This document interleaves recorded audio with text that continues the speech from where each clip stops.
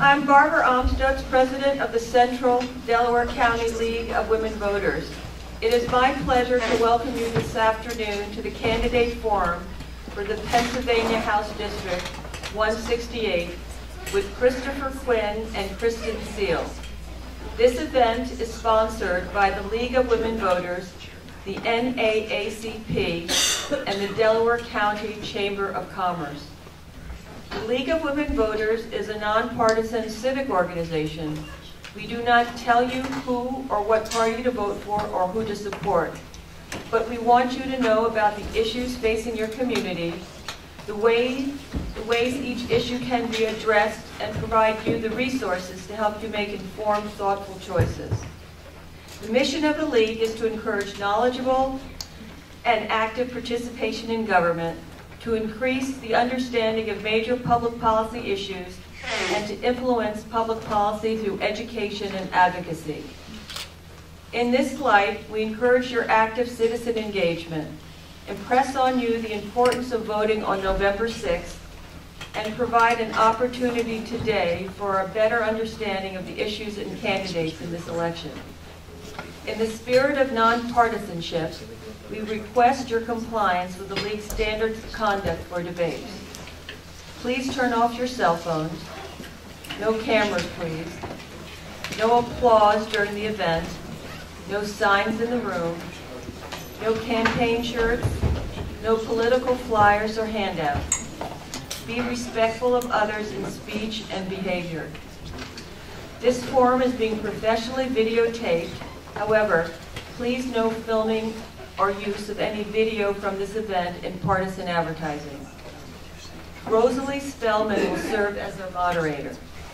She will review the debate format, procedure for questions received from the audience via cards, the role of the timekeeper, the timing of the candidate responses and rebuttals. It is my pleasure now to introduce our moderator, Rosalie Spellman.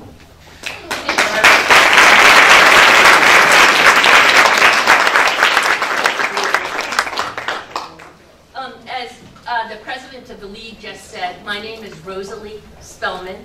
I'm a member of the League, but not, of course, from the 168 House District.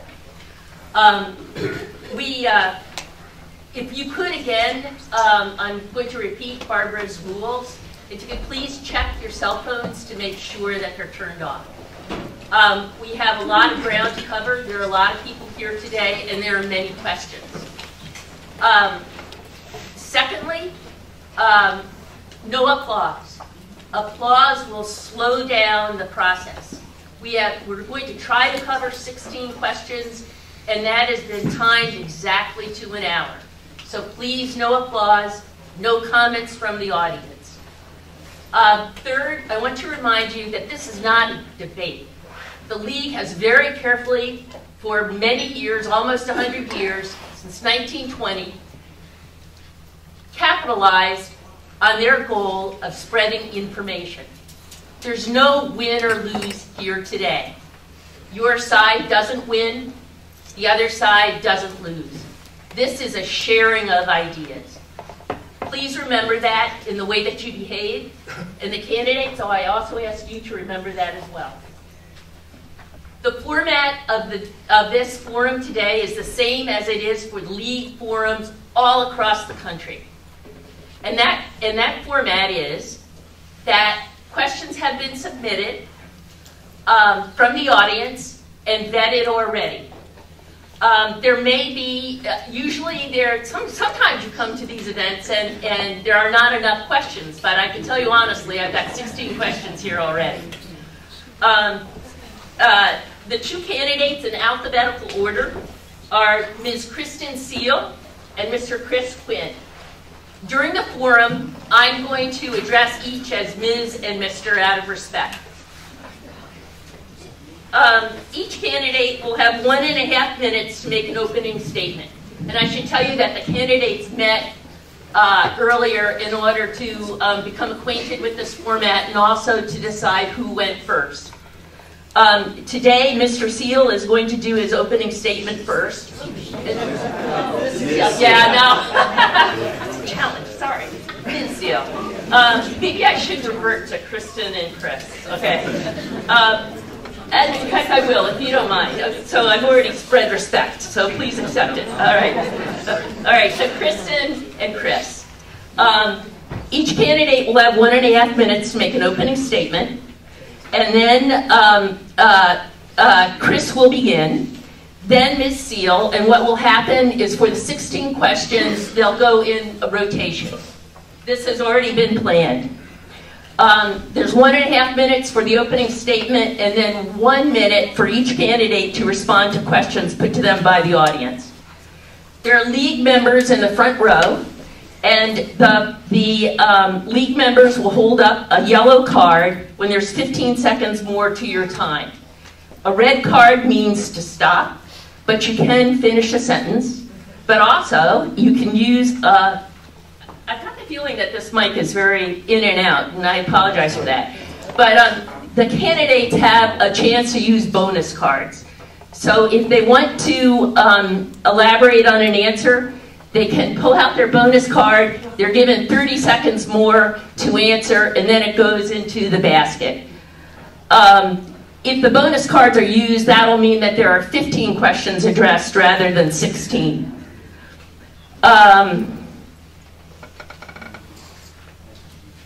And then the questions, as I said, I'm surprised I had a spiel on how you can submit more questions, but I'll skip that.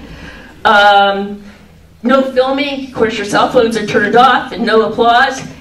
And with that, let's start with Chris. Your opening statement. Well, first I want to say thank you for everyone for coming out tonight. I want to say thank you to the League of Women Voters, to the NAACP, and the Delaware County Chamber of Commerce for holding this event.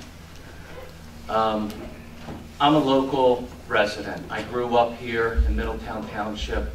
I own a small business here in Delaware County. When I bought my first home here in Delaware County, I decided it was important to get involved. And one of the first things that I personally did, if you have any kids that play soccer, there's a 22-acre tract of land over called Slayton Park today that I began. And that was really my entree into getting involved in local civics. From there, I went and served on Middletown Township Council for about 10 years. After that, I was asked to run for state representative, which I've been a representative for this area for about 2 years at this point. But that's not where my civic involvement stops. I also serve on the Delaware County Industrial Development Board, which helps fund capital improvement projects in our area. And I'm also a founding board member of an organization called Lifetime Wells International. And via that organization, I've traveled to Ghana, Africa, where we drill and mechanize well systems. I'm getting my card, so I can't keep going, but maybe I can finish up some more of this later. Thank you. Kristin? Thank you. I'm Kristin Seale, and I'm proud to be my party's nominee for the 168th House District this year.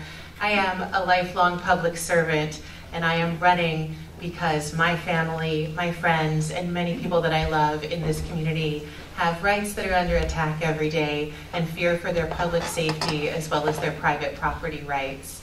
I was raised by a hardworking single mother who taught me that if we had enough to eat and a roof over our heads, it was our duty to serve our community. So since childhood, I've volunteered with my mother, and I took that into my professional life as well. I'm proud to have held 2 union cards and to have worked serving labor unions in Washington, D.C. as a camerawoman. I'm proud to have also held a union card working at the New Mexico Center on Law and Poverty, working together to organize a union with some of the staff attorneys that were protecting the most vulnerable people in one of our poorest states in this country. And I'm proud to have worked for the last decade on public policy in both the New Mexico State Legislature as well as the Pennsylvania Legislature. I worked on women's health policy, poverty law, and now I work on energy efficiency policy in our state. And I'm proud to serve on your Rose Tree Media School Board. I would be equally proud to serve this community as state representative. Thank you. The first question is, would you support increased health and safety regulations for pipe development in Middletown? Kristin, you're first. Absolutely. As a proud former cardholder in 2 labor unions, it is not my interest to reduce the amount of qualified labor that work on pipelines in that industry in our state. I think we could use a lot more safety regulation and a lot more qualified labor on those jobs. Chris? Could you ask me the question again? I'm sorry. The question is, would you support increased health and safety regulations for pipe development in Middletown? Well, I wouldn't say just Middletown. This is an issue that's statewide. This is something that, the first thing that I did when I went to Harrisburg was to bring the Middletown Coalition and other groups, including the Superintendent of Rose Tree Media School Board, to Harrisburg to sit down in front of one of our subcommittees in order to testify so that we could get all of the safety requirements and information out. When we're looking at safety requirements, I've worked in a bipartisan way, back and forth across the aisle, trying to come up with safety advocacy groups, or I should say safety policy group in the state, at the state level. We have to figure out how to keep all of our communities safe from these pipelines. We need siting authority. This is something we could turn this entire hour into, just talking about pipelines. The next question, Chris, this is your first. What's the solution for helping Pennsylvanians get access and then actually use affordable, quality healthcare services that they need? In other words, please specifically address how many people can overcome the dual challenges they face of healthcare coverage and use. Want me to read it again? No, I'm good. So healthcare is an issue that everyone deserves quality and affordable access to healthcare. This is an issue that it's a mechanism of how do you get there. When I look at healthcare, it's a dollars and cents issue. We have to go back and figure out how we can provide affordable healthcare to people. For instance, when you look at this, it's a matter of, we have bills right now to provide telemedicine to people, to try to get more nurse practitioners involved, to look at our local healthcare organizations, our community centers. We have to figure out how to provide this. It's not an option. It's something that we must do as a community. Kristin? So when I worked in New Mexico, I was very proud to be part of the one-year lead up to the rollout of the Affordable Care Act, where the work that we did enabled 300,000 new people to get health insurance, again, in one of the poorest states in the country. This did not bankrupt our state. In fact, it saved our state so much money in all of the indigent care that people were having to cover with their taxes when people showed up to emergency rooms without health care. We were able not only to save those costs from emergency medicine in multiple nonprofit hospitals that didn't have the budgets to handle that burden often, but we were also able to bring more federal dollars to our state to provide that health coverage for 300,000 new people. So I think there are policy solutions. It just requires political will and hard work. The next question, Kristin, you first. How do you plan on correcting the problems with state financing for Pennsylvania state and public pension plans? So I think that we're all, especially those of us connected to school districts in any way, shape, or form, familiar with the ways that PSERS has been a burden on already strained school budgets that have few revenue sources. We have a state that took a little bit of a gamble a few years back when those retirement funds were increasing and doing well with some strong investments, and then 2007 happened and the bubble burst, and we hit a huge, huge issue. We've put that burden on taxpayers and school districts to shoulder, as well as public sector employees. And so I think that being judicious and careful about how we're investing in state pensions and making sure that we're making safe, long-term bets instead of taking gambles when the market looks good is one way that we can protect taxpayers from having this burden. Chris? So we dealt with this issue this year in Harrisburg, and what we looked at are new employees coming into the state. This is a situation where you're looking at defined benefit versus defined contribution. And we tried to look at this from the standpoint of new employees coming in. And new employees are now going to be on a defined contribution, at least partially. It's a hybrid model, so that they're going to have partial pension, and then it's going to be a partial defined contribution. You have to look at this thing. The taxpayers of Pennsylvania, we don't have an unlimited amount of money. And how do we make this fair for everyone? Most of the people in this room, I'm sure, are on a 401k style program. And that's what we're going to try to do with our state. Okay, Chris, question number 4. In your opinion, what defines the American dream? For me, the American dream comes down to opportunity. It's literally, we have an opportunity, all of our kids, and we need to figure out, and when I say all of our kids in our area, we live in a very wealthy, blessed area.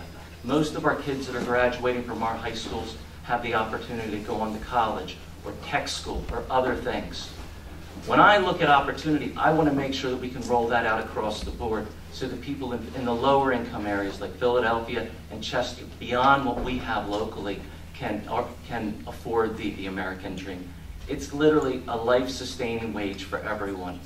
But you have to earn that. You have to reach out, and you have to seize that opportunity. Kristin? I think that the American dream is for us to all be able to live in a collaborative and peaceful community where we know our neighbors and work together for the greater good. I think that Chris is right, that equity and opportunity are huge parts of the American experiment, and that there are many people that have come to this country with nothing and built not just something, but built empires. And so I think that we have work to do on that dream, and that there are ways that we can create more equity and more paths to opportunity for everyone in our communities. We used to do it when I was a child in the 70s, and everyone that lived in my community was able to get a really solid public education, and I think that's where it starts. We need equitable opportunity, multiple paths to graduation, multiple paths to careers afterwards, and education that provides for 21st century careers so that we've all got a shot after high school. Question number 5, Kristin. What measures would you support to maximize voter turnout by encouraging the greatest number of voters to actually vote in elections regardless of political affiliation, such as early voting, open primaries, absentee ballots without first requiring submission of affidavits, same-day voting, and/or electronic voting? I think that the state has a long way to go in voter modernization. There are many, many different states that have adopted mail-in balloting, early voting. These are not just solutions that are more inclusive to allow more people to participate in voting, but they're also cost-effective. If you think about what it takes statewide in a state our size to operate polling places on one day, every person in this room, regardless of party that's a committee person, knows what it's like to staff these polling places and how hard it can be sometimes.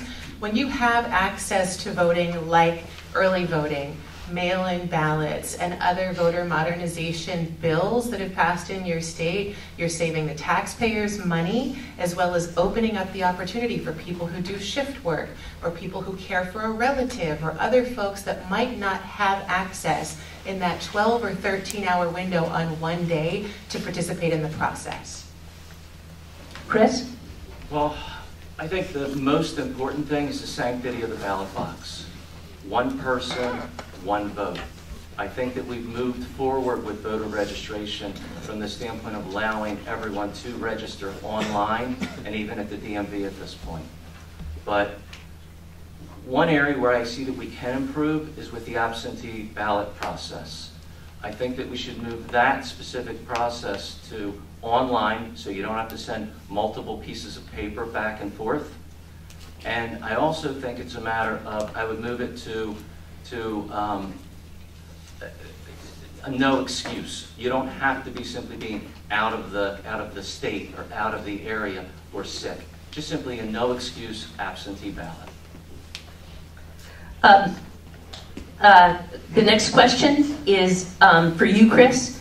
Do you support an independent citizen commission rather than allowing Pennsylvania's General Assembly or political parties to draw legislative districts that allow voters to select their elected representatives rather than the reverse?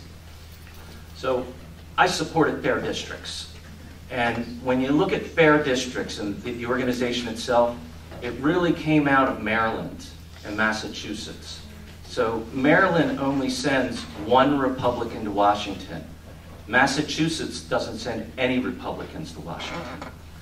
When I look at our specific area, we need to come up with a better way of doing this. And the reason I say that, if you look at the 7th Congressional District, Pat Meehan's former district, the Mickey kicking Goofy, whatever you wanted to call it, it was an ugly district on paper to look at the picture, but you know, it was only still an R+2 district.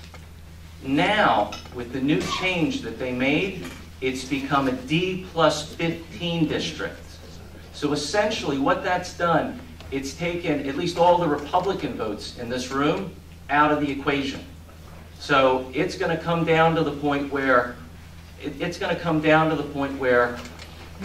where our votes mean nothing. And then from the Democratic standpoint, it pushes those candidates to the left.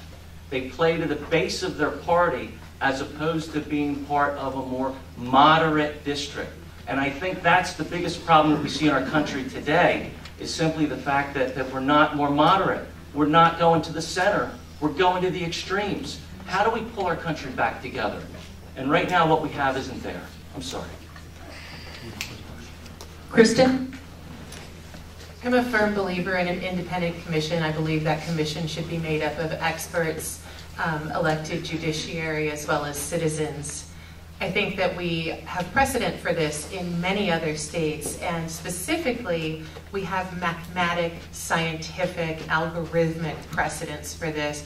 There's a high court, a national federal high court ruling that decided that there is actually a prescribed mathematic process that makes this fair. And so I don't see any reason why we couldn't take a fair process from higher judiciary and apply that here in Pennsylvania, so that what my opponent has said is true, that this is a fair application of a science-based, math-based application of, drawing of boundaries by experts and with citizen input in a commission.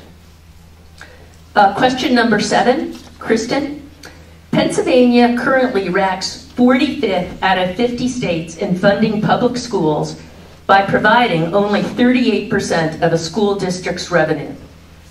What would you do to ensure public schools receive fair and adequate state funding to enable Pennsylvania's General Assembly to meet its constitutional obligation to, quote, provide for the maintenance and support of a thorough and efficient system of public education, end quote, for all students?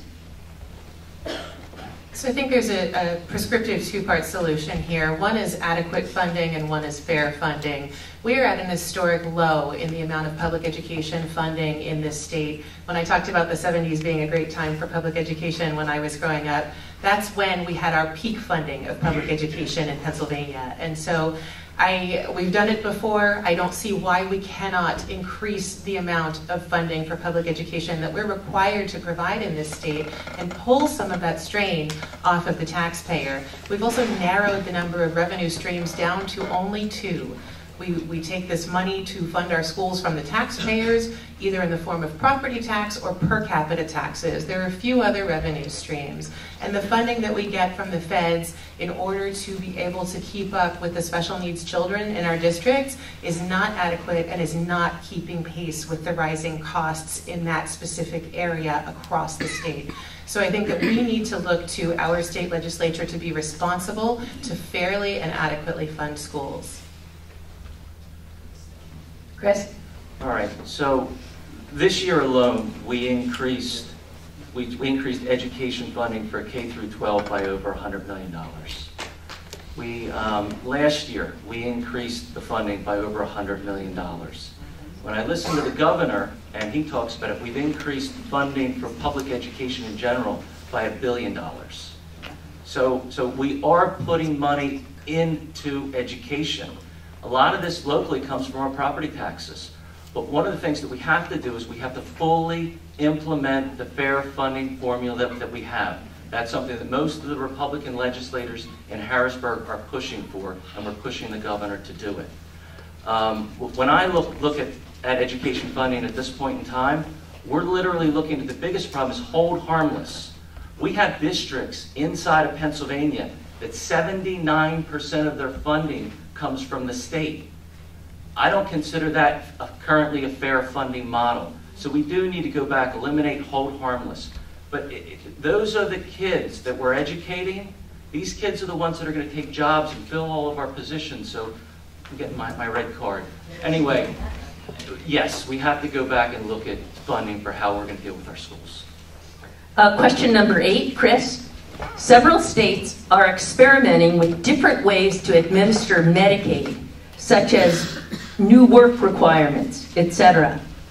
Are there any changes you would like to see in how Pennsylvania administers Medicaid? Sure you don't want to go first on this one?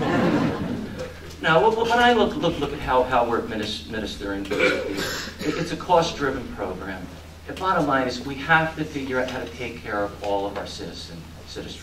How I'm looking at medicine personally is I'm trying to look at even the telemedicine aspects of things. It's bills that we're trying to push forward and simply giving people, especially in our more rural areas, access to quality health care. I'm not looking at major changes in the system. I'm looking at how do we reduce those costs. Kristin? So, as I mentioned before, I did a lot of work around the Affordable Care Act in New Mexico. I worked with the Centers for Medicaid and Medicare Services, and something to understand at a fundamental level in this country is that when you talk about Medicaid or Medicare, the majority of people that you are talking about are women, and the majority of people that use that service are children and elderly people, to start with. There are a lot of vulnerable populations that are accessing Medicaid and Medicare. So putting any kind of restrictions on access to Medicaid or Medicare is harming some of the most vulnerable people in our community at a time when they're in need. There's also statistics from Medicaid and Medicare services that demonstrate that the majority of users of Medicaid or Medicare are only on it, especially Medicaid, for 18 months or less. This is a security net that helps people when they're in a tough time between jobs or being a caregiver for a family member or some other crisis that requires them to seek help. The majority of people on Medicaid don't stay on Medicaid for years at a time. And I'd like to add, too, that federally speaking, we find money when we have a crisis and need to intervene in war. We find money when we need all sorts of things. Why not money to help people briefly through a crisis? Question number 9, Kristin. What are your top 3 issues you want to address when elected?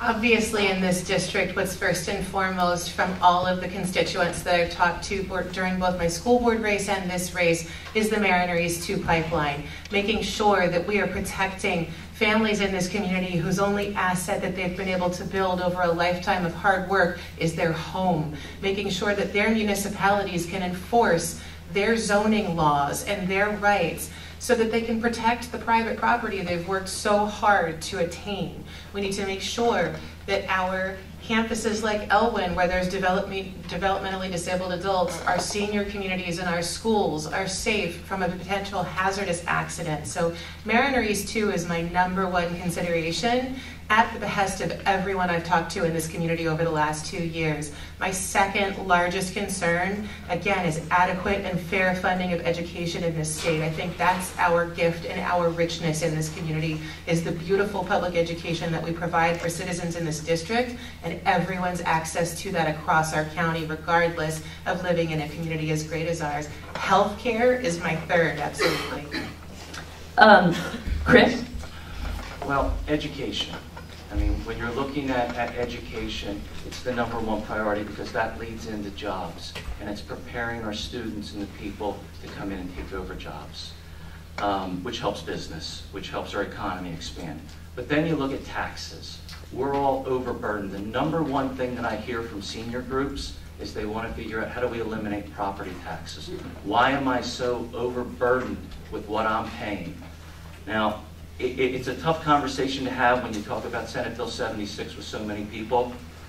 But I want to skip to my third issue, which is the environment. And I have a 98 rating by the environmental groups here in Pennsylvania on my scorecard. I've been very focused on this. I've been very focused on the Mariner East since originally going to Harrisburg. There's not a day that goes by that I don't work on something having to do with that issue and trying to figure out. And I've been quoted in the paper multiple times as far as dealing with this. One other thing, as far as even my opponent's employer, the Keystone Energy Efficiency Alliance, just praised my work just in the last couple of weeks for legislation that I'm putting out in order to reduce the cost of energy to the consumer. Chris, question number 10. What can be done to cut down on the extreme hate-filled political partisanship, tribalism? Well, a piece of legislation that I've introduced in Harrisburg is focused specifically on this issue. We have to figure out how to get the independent moderates re-engaged in our process. They've walked away from all of us because they've had enough of all the bickering and squabbling and the problems. How do we get them re-engaged? Because if we can get the independents to start voting again, and that's what the legislation is specifically dealing with, then we can pull both of our parties back to the middle. And that's the only way we're going to deal with this, if we come back to the middle from the extremes. Kristin? So I find that all of us in this community have common ground, and I found that in my legislative work as well. You can look at the Rose Tree Media School Board, where we've got 5 Republicans and 4 Democrats, and I feel like we all have a very collegial and cooperative working relationship, and that's reflective of most of my career. When I worked on policy in New Mexico, all of the stuff that we passed was bipartisan because there was a Republican majority. Here in Pennsylvania, as he mentioned, the organization that I work for passes most of our legislation in this state legislature with the sponsorship and co-sponsorship of conservatives. And it's because we found common ground and things that we can agree on. I represent job creators from across the state that are responsible for 85,000 jobs in every county in this state that are not outsourceable, and the majority of those are good living wage construction jobs. That's something we can agree on, and that's a starting point, and it's helped us build relationships across the aisle. And you know, we probably couldn't be more different politically, but he's happy to sponsor the legislation that my organization writes and supports. And that's because we've found something that's important to all of us, which is making sure that we can grow good jobs in this state that don't leave the state and grow our economy. So I think that we can be less partisan when we can really work to find common ground. Kristin, question number 11. Now, this might take 2 readings. No, please ask if you want it twice. There's a caption. PA House Bill 505. Anti-Hate Crimes Bill. Would you be willing to co-sponsor, ask that it be put on the floor for a vote, and vote yes on House Bill 505, which amends the bill to include, quote, ancestry, mental or physical disability, sexual orientation, gender, or gender identity to the PA Hate Crimes Bill, which currently includes race, color, religion, national origin. Why or why not? I would be happy to support this amendment to that bill, and I'll just add the caveat that I would want to read the bill language before co-sponsoring it, but obviously have a willingness. My family is not your average family, and there are all sorts of different folks that have married into our family or are part of our family. So for me personally, as someone who is Jewish, as someone who is LGBTQ, as someone who has folks in my family of origin that are not Caucasian, as people, you know, as someone who has people in their life, in the community, that have actually suffered hate crimes, and I don't mean in the community I grew up in Baltimore, I mean in Media Borough. I have a very good friend that suffered a serious hate crime that was gay bashing and ended up in the hospital for weeks. I think that we haven't done enough to protect what are already federally protected classes in the state of Pennsylvania, and I'm willing to make sure that anyone that feels that they are downtrodden and don't have protection under our law has a voice. Chris? Well, I have to go back and read the bill, but based on what I hear, I can tell you what I am in support of, and I've co-sponsored, which is House Bill 1410. And House Bill 1410 is a non-discrimination bill, and it protects individuals based on their sexual orientation and other things, from housing, work, and other things. I would probably support House Bill 105, but I need to go back and read it first. So I prefer to talk about what I already have supported. Question number 12, Chris. If the Supreme Court overturns Roe v. Wade and abortion regulation reverts to the state, what legislation would you propose for Pennsylvania?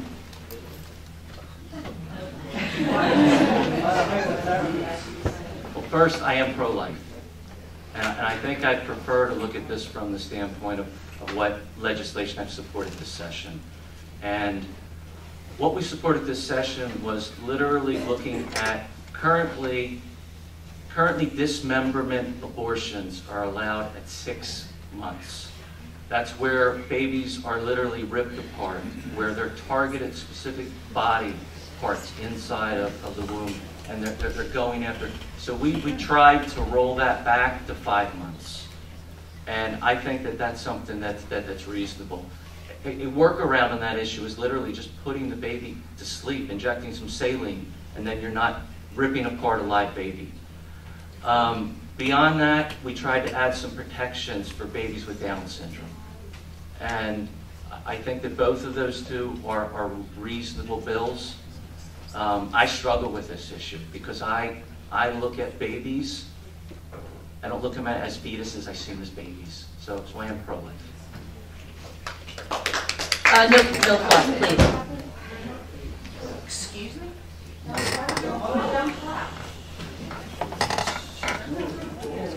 Man, it's one of the rules of the forum. It was the second time. Well, I don't think she needs to be assaulted by a member of the audience. So the audience will leave it to me from now on. Thank you. Kristin, question number 12. Thank you. I am a firm believer that every woman in this room knows her own mind, knows her own body, and is bright enough to have agency and make decisions about her own medical care. It is my firm belief that every woman in this room should and does have the right to make decisions about her body, her family, and her children. She's also responsible for her own family planning. I will do whatever I can to support a woman's right to have a voice in decisions about her own body and her agency over her family and their priorities. I'm a person of faith, but I don't find it necessary to impose my faith on others, and my faith does not require that I make medical demands of anyone else. We have a federal right to make these decisions for ourselves, and I will always uphold any woman's right to choose life, to not choose life, and to make her own decisions about her own body and her own family. Question number 13. Did I hear anything? Question number 13. If elected, what will you do to support the environment in the absence of federal action? Kristin? This is my profession. I work professionally in an industry that works really, really hard in a smart policy way to impact our natural environment. In Pennsylvania, we're really fortunate to have a constitutional provision that protects our natural environment and guarantees us clean water, clean air, and a right to enjoy that natural environment. So unfortunately, there are businesses in neighbor states and our own that have violated those rights, and we've had a war of attrition on our Department of Environmental Protection that has made it so that we've got very little out there to stop industrial manufacturers and others that would pollute our environment and have. So what we do is we work on a solution that we know impacts the carbon load of this state and saves electric ratepayers money at the same time while growing jobs across our state. And I think that's where we need to be looking to protect our environment. Let's find ways that create equity and jobs in our community, that benefit everyone across the state and lower your bills for electricity or natural utilities at the same time that we're protecting the great resources that we have in this state. Chris? On this one, I agree with Kristin. I'm a Republican that stood on the stage with a state representative, Chris Rabb, and supported a bill trying to get to 100% renewable energy by 2025. This is something that I think we can all embrace. These are strategies that we need to implement, again, to save money. It saves us money, and if we can, I love the idea of taking a resource that we have as far as natural gas that's going to last 200 years and press that out to 1,000 years. Even though when we use natural gas, we are looking at approximately an 80% reduction in other fossil fuels in the way of pollutants. So Kristin and I are in agreement. Question number 14, Chris. Do you support a free market economy and private ownership of businesses? Yes. The free market is what has given us so many great blessings in this country. It's what's made us the envy of the world. When I look at the free market and the free exchange of ideas and businesses that win and businesses that fail, and whether you want to have vanilla ice cream or fudge ripple ice cream, we have so many products and so many gifts in this country because of the free market system. So, yes. Kristin? I'm someone that is an entrepreneur that has owned both for-profit and nonprofit businesses and started those from the ground up. I'm somebody that works for a trade organization of over 50 member businesses in the energy efficiency industry, and we represent them making a jobs and economic argument in an industry that has grown by 7% year over year since 2008. I am a pro-jobs, pro-economy, pro-business candidate, and live that every day in my full-time work. Kristin, when elected, this is question number 15, do you have any ideas on how to improve school safety? Our students are our future. I have a number of ideas, and they aren't just mine. My philosophy about being a public servant is servant leadership, which means my constituency informs the work that I do. So earlier this year on the Rose Tree Media School Board, when a group of over 700 parents and students approached our board asking us to put together a resolution on gun safety in our schools, our entire board got to work listening to those parents, listening to those students, and trying to make sure that we were meeting the needs that they were expressing for what they wanted from our school district. I think that the entire school board has also worked together on the issues of safety around the Mariner East 2 pipeline, and I think that this is a shining example of the ways that you can listen to your constituency and do the will of the people.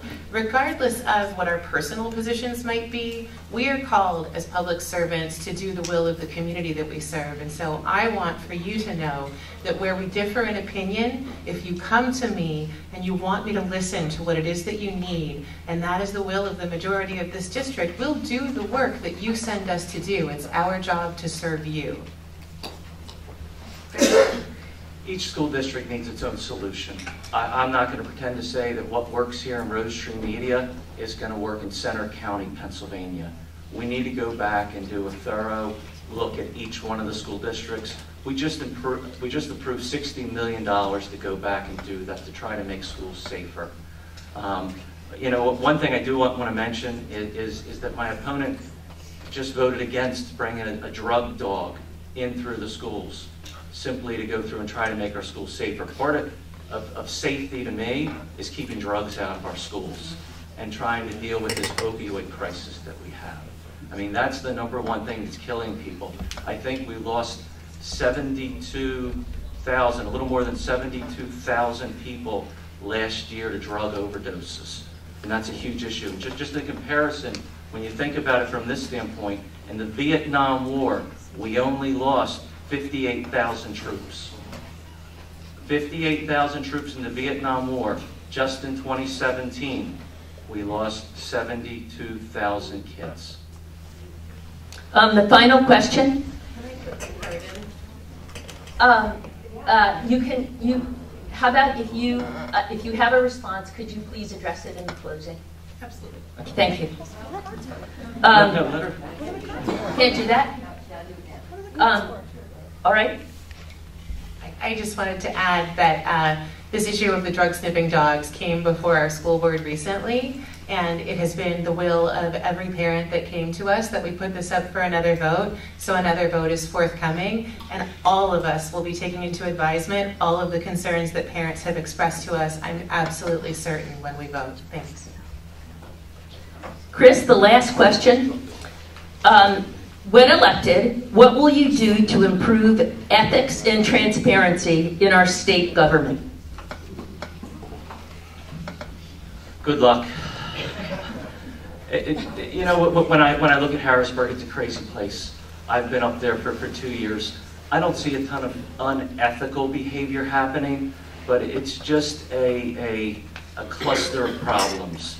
I think that most people in Harrisburg are good people, but they do run into issues just like in every business that you're looking at. My wife works in HR, so constantly around our kitchen table, we have side conversations. We're talking about it. It's not a perfect system. It's far from a perfect system. But I think that good people coming together and trying to work is all we can hope for. Could you repeat the question? Yes. When elected, what will you do to improve ethics and transparency in our state government? So I think there are a number of solutions to this. One of the issues that we've had most recently over the last year that I think has been really revealed to the public in our news cycle is the ways that the caucuses in the House and Senate in our state government regulate all of the HR of their own party.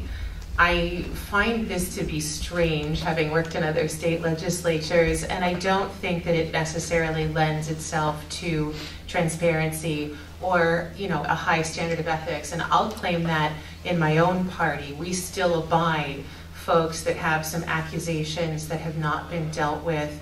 We found someone in our party to have made massive payouts in sexual harassment that was governed by our caucus. And so I don't think that this needs to fall to any one legislator to go to their own caucus and demand transparency and an ethical standard. I think that that sort of thing should be regulated by someone independent of both of those parties that's got relevant, like your wife, HR experience, professional people that know how to handle human resources issues, and that provide a place for someone from either party to go as a whistleblower or someone with concerns. There's two more questions. Question 17. Everyone knows of the rise in drugs with young people. What is your stance on drug prevention programs in high school? First question. Sure. So we have a number of highly effective evidence-based programs that are operating right now in the Rose Tree Media School District that have efficacy, and I think that we could use more. We hear pretty regularly from both parents and teachers that our schools could use more guidance counselors, that we could use more mental health services in order to be able to meet the needs of students that are in crisis. But there's also a lot of research about early intervention that we could be doing. We could be expanding policies that happened during the K-5 era, where we've shown effective interventions in opioid addiction by providing certain kind of supports to students in that K-5 lifespan. So it's important for us to roll back even a little bit before high school to make sure that all of those kids in K-5 feel like there's a strong adult in their life that cares about them, and that there are resources for them to go to during the school day. And then through adequate funding of our school services, we could be providing a lot more to high school students so that they don't turn to drugs in the first place. Chris? I agree with Kristin. I already mentioned that this is a tragic problem that doesn't have any economic boundaries. We're looking at this. I mean, I stood on the steps of the Delaware County Courthouse along with a number of other legislators trying to put through a bill about certified recovery specialists after someone overdoses. But I agree with Kristin, we have to go back and look at the younger kids. I mean, if you look at a child, by the time they're in 3rd grade, if they're up to an adequate reading level, if they're up to an adequate math level, the chances of that they're going to get into a lot of problems are dramatically reduced. So going back and looking at programs like Pre-K for PA and going back and trying to figure out how to help these kids, I'm not an educator. I can only go by what I've learned from the educators that I've interviewed and met with. But more has to be done. Chris, I think this might be the final question. What are the issues and potential legislation on immigration at the state level? Which do you prioritize more protection of? Borders or protection of DACA recipients and families? Has to be neither or. Okay. Listen, most of the people that are coming and staying in our country illegally aren't coming over the borders. They're flying in, they're coming in various ways, and they're simply overstaying their visas. But we still have to secure our borders, and it goes back to the drug problem. We have to go back and look at, and I am not in favor of sanctuary cities. I'm against sanctuary cities. But it's more from the standpoint of dealing with the drug problems and the criminal aspects of it. For instance, just within the last 6 months, in Philadelphia, there was a gentleman who was released without calling ICE, and he ended up going back and raping a 5-year-old little girl. And we just can't have that. It was someone that shouldn't have been in the country. I'm all in favor of coming up with a system to bring people into this country legally. We actually need them. The economy is going so well right now, we have to come up with a system of bringing people into the country to fill some of our jobs, especially with all of our retirees leaving the workforce. And it helps with tax money too. Kristin?